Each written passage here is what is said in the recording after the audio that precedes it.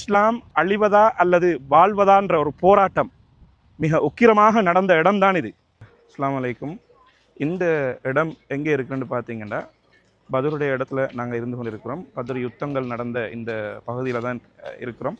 அதிலும் குறிப்பாக இந்த இடம் வந்து பதரிலே யுத்தத்திலே ஷஹீதாக்கப்பட்ட அந்த சஹாபிகள் இங்கே அடக்கம் செய்யப்பட்டிருக்கிறார்கள். அந்த இடத்திலே தான் நாங்கள் இருக்கின்றோம். இன்னும் இந்த பதருடைய செய்திகளுக்குள் உங்களை அழைத்து செல்கின்றேன், வாருங்கள் என்னோடு. இந்த இடத்துல இங்கே ஷஹீதாக்கப்பட்டவர்களுடைய பெயர்கள் இங்கே இன்னும் பொறிக்கப்பட்டிருக்கிறத பார்க்குறோம். நாங்கள் இந்த இருக்கிற சஹாபிகளோட பெயர்களை உங்களுக்கு வாசித்து கொள்ளையிலும். இந்த பகுதி தான், இந்த முழு பகுதியுமே யுத்தங்கள் நடந்த இந்த பகுதி மிகவும் ஆச்சரியமாக நிறைய அல்லாஹ்வினுடைய உதவிகள் கிடைத்த பகுதியாகவும் இந்த பகுதி இருக்கிறது. இஸ்லாம் நிலைத்திருப்பதா அல்லது சரிந்து வீழ்வதா என்ற போராட்டமாகவே இந்த போராட்டம் இருந்து வந்திருப்பதை நாங்கள் பார்க்கின்றோம்.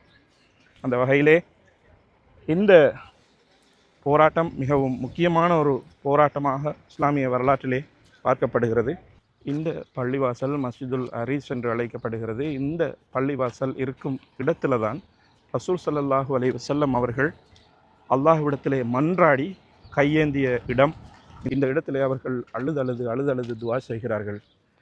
இந்த போரிலே தோல்வி ஏற்பட்டால் அல்லாஹுவை வணங்குவதற்கு இந்த பூமியிலே யாரும் இருக்க மாட்டார்கள், எனவே வெற்றியை கொடுத்துடையா அப்பா என்று அவர்கள் இறைஞ்சுகிறார்கள்.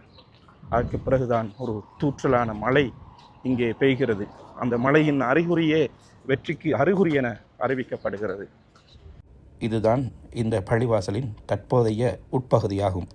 இந்த வளாகத்துக்குள்ளே தான் நபிகளார் ஸல்லல்லாஹு அலைஹி வஸல்லம் அவர்கள் கூடாரம் அமைத்து யுத்த நிலவரங்களை கண்காணித்து கொண்டிருந்த, அல்லாஹுவோடு அவனது உதவி வரும் வரை மன்றாடி கொண்டிருந்த இடமாகும். இப்போ நாங்கள் இந்த யுத்த களம் நடந்த நேரடியான இடத்துல இருந்து கொண்டிருக்கிறோம். இது யுத்தத்திட மேல் பகுதி. இங்கே தான் ரசூலுல்லாஹி ஸல்லல்லாஹு அலைஹி வஸல்லம் அவர்கள் முகாமிட்டு இருந்தாங்க. நேரடியாக இந்த படையை கண்காணிக்கிறதுலையும் துஆலையும் ஈடுபட்டு கொண்டிருந்த பள்ளிவாசல் தான் இது. அதற்கு பிறகு இந்த பகுதியில் தான் இந்த யுத்தம் மும்முரமாக நடைபெற்றது. இந்த பகுதியோட எப்படி இப்போ அமைப்புகள் இருக்கிறன்றதை வாங்க பார்ப்போம். யுத்த காலத்தில் மேற்பகுதி இப்படி இருக்குது. அதுக்கு பிறகு ஒரு பள்ளத்தாக்கு மாதிரியான ஒரு பகுதி. இந்த பகுதியில் தான் கடுமையான யுத்தம் நடந்தது. இப்போவும் கூட இந்த யுத்தத்தின் சுவடுகளை நீங்கள் பார்த்தால் எந்த மரங்களும் இங்கே முளைக்காது, அப்படியே காய்ந்த ஒரு வறண்ட நிலமாக இருக்கிறத நாங்கள் பார்க்குறோம். மஸ்ஜிதுல் அரீஸ் என்று சொல்லப்படுகின்ற இந்த பள்ளிவாசல் இதோ இந்த தோற்றத்திலே இப்பொழுது இருக்கிறது. இந்த இடத்திலே ரசூலுல்லாஹி ஸல்லல்லாஹு அலைஹி வஸல்லம் அவர்கள் முகாமிட்டிருந்தார்கள் என்று நான் ஏற்கனவே குறிப்பிட்டிருந்தேன். அதன் முன் தோற்றத்தையே நீங்கள் பார்க்கிறீர்கள்.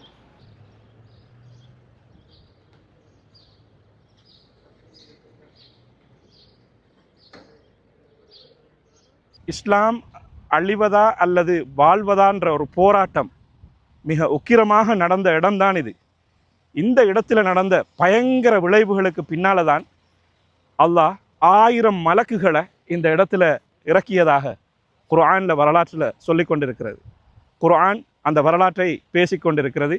அந்த இடம்தான் இது. அந்த இடத்தை இந்த மலை இன்னும் பாருங்கள், இது மணல் பாங்கான மலையாக இருக்கிறது. இந்த இடத்துல ஒரு சிறிய தூறலான ஒரு மலையை பெய்வித்து முஸ்லிம்களுக்கு அந்த மலை வெற்றியாகவும், இறை நிராகரிப்பாளர்களுக்கு இந்த மலையே ஒரு பெரும் ஆபத்தான ஒரு மலையாகவும் அல்லாஹ் வெச்சத்தை நாங்கள் பார்க்குறோம். அந்த மலைகளுக்குள்ளே தான் நானும் நீங்களும் இப்பொழுதும் நடந்து செல்கின்றோம். வாருங்கள் என்னோடு. இந்த யுத்தத்திலே முஸ்லிம்கள் தரப்பில் வெறுமனே 313 சஹாபாக்கள் தான் கலந்து கொண்டார்கள். ஆனால் குறைஷிகளுடைய தரப்பிலே சுமார் 1000 பேர் கலந்து கொண்டார்கள்.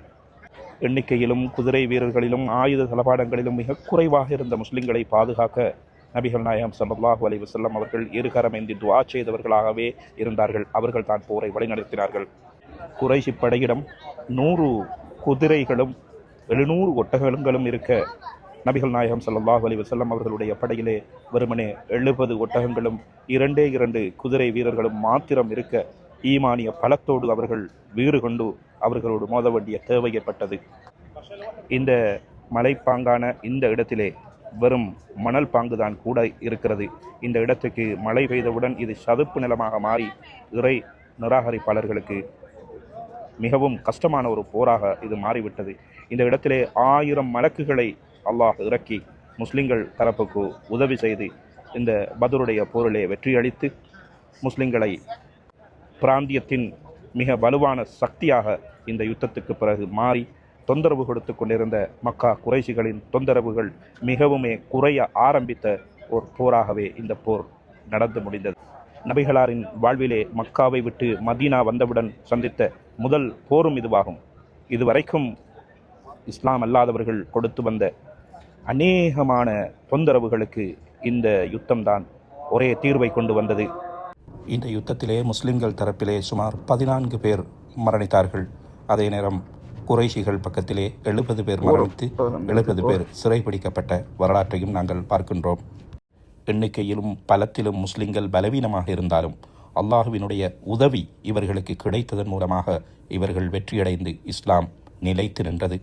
ஒவ்வொரு ரமலானிலும் 17ஆம் தினம் இந்த பத்ருடைய தினமாக எங்கள் கண்முன் வருடம் வந்து செல்கிறது. இந்த வீடியோக்களை அதிகமாக ஷேர் செய்யுங்கள்.